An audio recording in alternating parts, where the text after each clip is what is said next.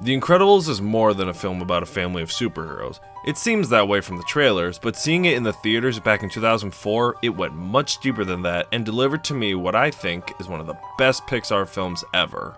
Growing up, my cousin and I were big Pixar fans. We knew all the movies, all the scenes that foreshadowed future films, and we thought they could do no wrong.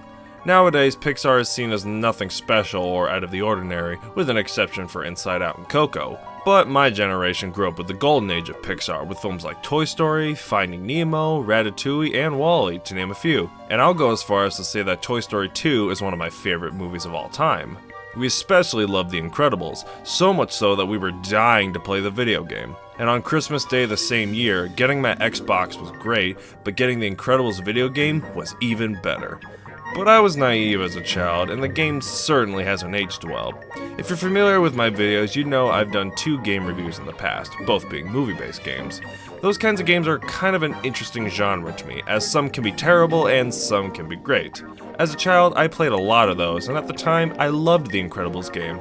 But I wasn't smart enough to know that not every game was as good as Battle for Bikini Bottom. I haven't played this game in years, and with the anticipated sequel to The Incredibles coming out this summer, there's no better time to revisit it. I mentioned the game doesn't hold up, but the title sequence alone was promising. Even better, the promise starts before you even press the start button. What are you waiting for? You get an opening narration and in-game help by Samuel L. Jackson. Now that's pretty awesome. The first 2 stages are that much more interesting from his charm alone, and it makes the game much more enjoyable. Use your Incredipunches. Don't forget that the more you charge, the more damage you'll do. Guess what? You can pick up and throw stuff if you have to. Girl, listen, your reach gives you an advantage, right? There are even times where he's not helping, he's just shouting random shit and saying whatever he wants. Reach out and grapple onto those things. They'll get you across. Press this button to grab onto those grapple points. That's right, swing, girl, swing! Lift that thing out of the way. Bring yourself over that gap with that thing. That's what I'm talking about. Let's get this thing on! However, the first 2 levels and main menu are the only times he says anything, because all he's doing is giving intro help to the player. He's Frozone on occasion, but having him narrate throughout the game would have been really cool. I mean, I don't expect Bruce Campbell from the Spider-Man games or anything, but a little more L. Jackson would have given the game a little more flair. But that's just me. I don't remember asking you a goddamn thing.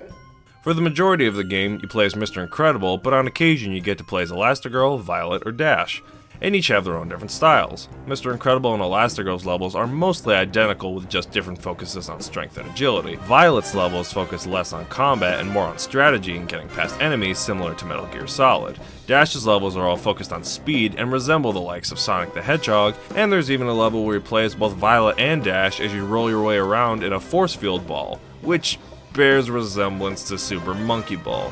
Yeah, the gameplay here is pretty uninspired and doesn't really try to do anything original, but seem identical to other popular games released around the same time. Though that is a common trope with a lot of movie-based games, so I'm not gonna criticize it too harshly. As for Mr. Incredible's levels, they're all pretty standard, but fighting enemies isn't as satisfying as it should be with all the strength that you have because the hit detection is off by a split second. And you can't perform any combos either, so you might as well just be mashing the X button until all the enemies are off screen. If you're playing on the Xbox, that is. But to break the mold, you're also given Incredi attacks that do greater damage, but you're given a limited amount unless you can find more power boosts or charge a gauge by punching enemies with the normal attack. The hit detection makes the gameplay pretty dull, and it's even duller with the fact that you have to play as Mr. Incredible for 6 levels in a row before you get to play as Elastigirl again. And the levels with her are marginally better. Her hit detection is a little more accurate, and she has a wider variety of attacks. Instead of punches and ground pounds, she can swing across ledges and throw projectiles at enemies in midair. However, a majority of her levels consist of you just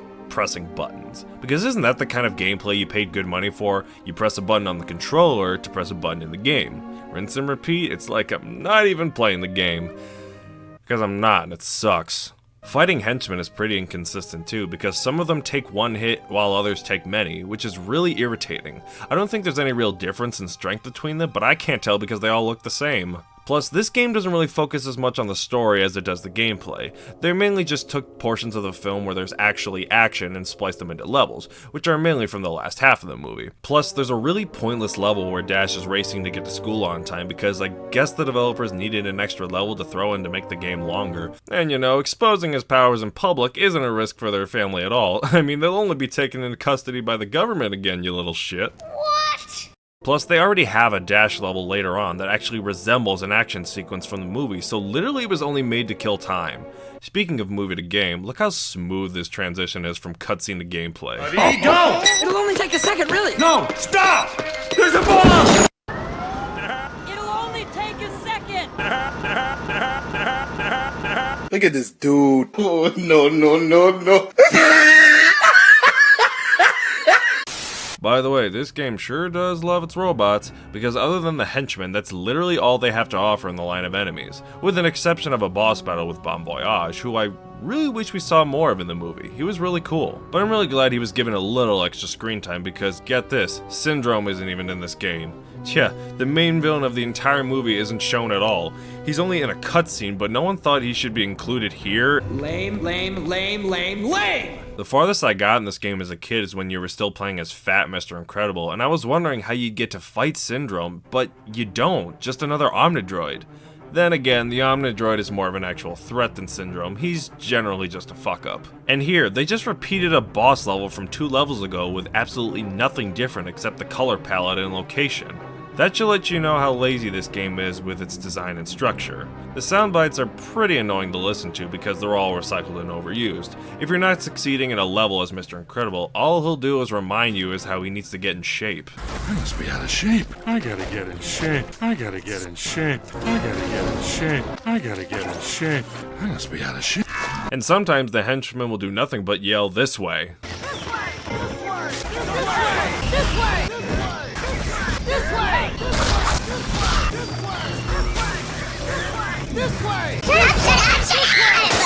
And the last level before the final boss is the worst in the whole game, for several reasons. There are too many enemies on screen, which makes the game that much harder and especially unfairly difficult. I can barely attack on the ground because there's always somebody shooting at me in the air. You can't complete an objective without clearing out all the enemies in the room, but sometimes they're too high in the air for me to hit, and there's nothing for me to grab to throw at them. And as soon as you finish with that, you have to fight a giant robot, which was already a mini-boss in a previous level, but no new tricks up its sleeve, just the same monotonous battle. And once you're done with that, you have to press a button to activate another button, but it only works when it wants to. I was running around for 2 minutes before it suddenly decided to activate. Was it because I wasn't in a certain spot or something? Did I just really have to be somewhere for it to happen? Couldn't I just press the button and have it work automatically? No, of course not. And after that, you have to fight another onslaught of too many enemies with ones that are too high to reach, resulting in another fight with the same robot as before. And you'd think it was over after that? No. As soon as you beat that robot, another one comes up for you to fight again. This is fucking bullshit. And only to come back to press a button and wait a full minute for it to actually work for no reason? What is this? What the fuck is this? Whose ass didn't I kiss? That was just awful. And how do you fare out with a boss battle after that? You give it a lackluster one with more shit being shot at you and more blowbacks. Of course. And the final blow, I don't even know what the hell I'm doing. It's so awkward that I can't aim straight. Literally the camera's going in any direction at once and controlling it is just as annoying. And after that final blow, the heroes save the day and the credits start to roll. But you're still playing and there's a constant unskippable music loop that plays throughout the whole thing. There's the spot.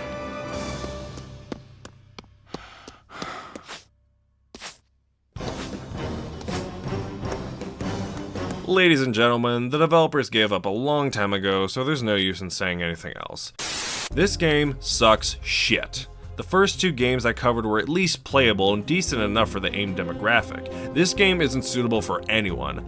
I honestly feel like my childhood was betrayed by beating this game and making this video. All the good memories I had when I first got this are gone and only exist as memories because this game brings nothing good to the table. The controls are awkward, the gameplay's monotonous and boring, the game keeps throwing unnecessary obstacles at you which honestly make it infuriating and even harder for the average child. There was a point in time where I tried to beat every game I couldn't beat when when I was under 10 years old, and even I couldn't beat this until now. And even when I did, it didn't feel as satisfying as it should when you take a step back, look at the game, and realize it's a genuine piece of shit.